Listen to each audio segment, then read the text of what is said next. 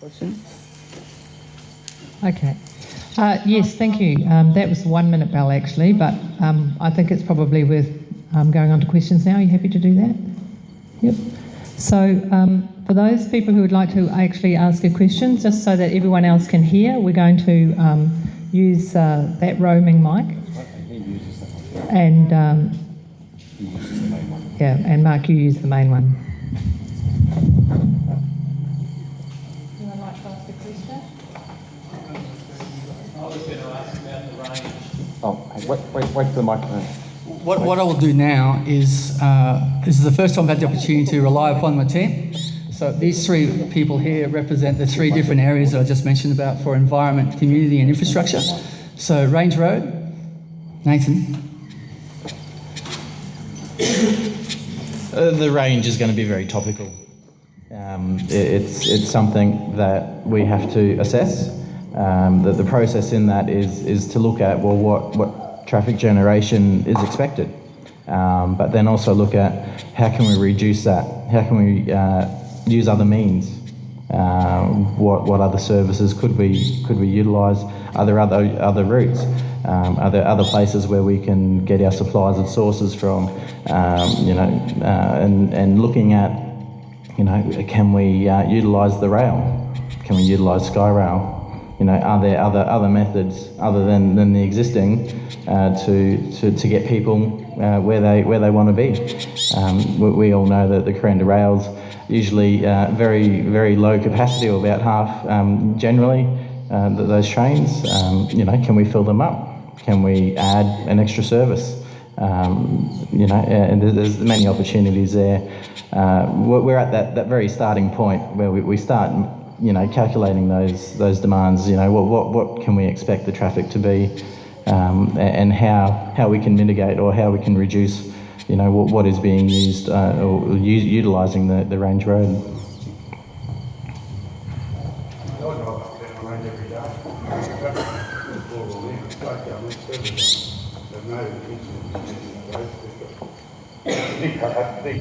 Big ask for the government. There's no money for it. I can't see what you can do, or what KURANDA Skyrail or the rail. There's a rail that needs severe upgrade. Are you going to pay for that? I can't give any I guess, comment on what we can pay for and not pay for. No real answers.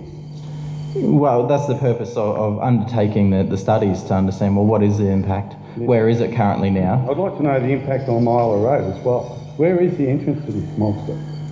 Well, that's something that is going to be determined through our studies, our reference design. Currently it is... Sorry, yes, the project team. That is the purpose of the project team, is to undertake studies in conjunction with the government in terms of understanding their requirements from the terms of reference, drawing on their resources, drawing on the information that is available, so that professionals, consultants can undertake studies and determine what the impacts are. And then that is then submitted to the government for their review.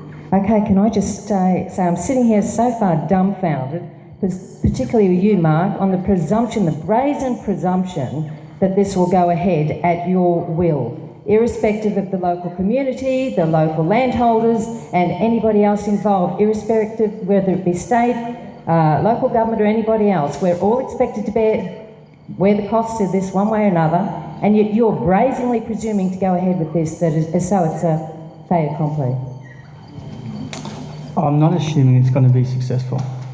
What I'm saying is that it's a master plan, it's a proposal, and we're making an application to change the existing use. I cannot sit here and tell you that it's going to succeed. I don't know what the impacts are.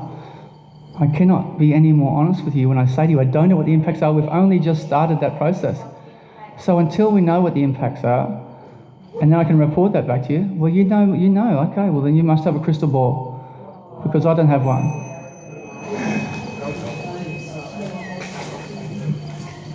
I have another question. In what respect is this an eco-resort? Can you explain what aspects of it you claim to be ecologically friendly? Can I talk eco? Yeah. Good question. I'll introduce Geraldine. Have to stretch up for this one. Sorry. Here we go. Thank you. Okay.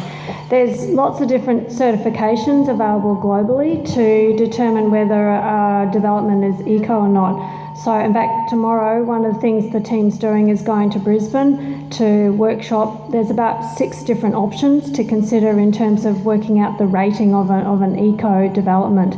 So one of them is called ISO 14001. It's what the Hilton use. And what they do is that assesses not just all the environmental aspects, but it also assesses the sustainability aspects like employment.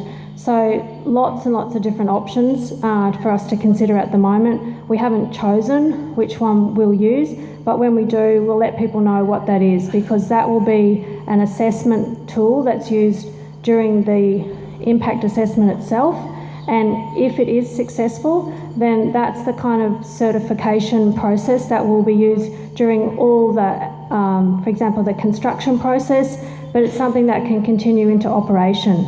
And places like the Hilton that use these, they then have to be audited every year to see whether they pass that certification or not. So it's something that's used for large developments that want to actually be true to the use of the term eco. I'd like to actually look that very thing up on the internet when it came out of the tourism. One of the options I saw on the internet was that all it took was having 50% of the land undeveloped.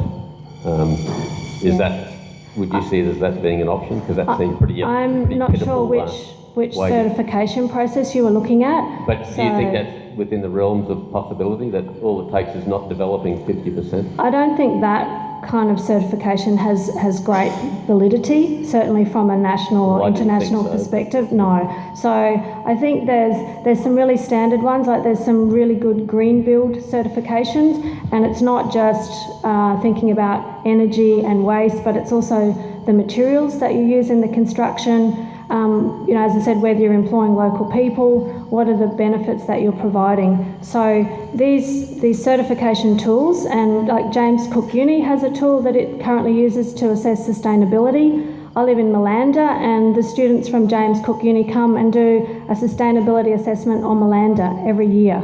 And it's a tool, it's called a rapid appraisal tool. So that's one tool that's used, but there's many others. And so we're just at the stage of looking at what are the tools available, which one will actually make sense for this development.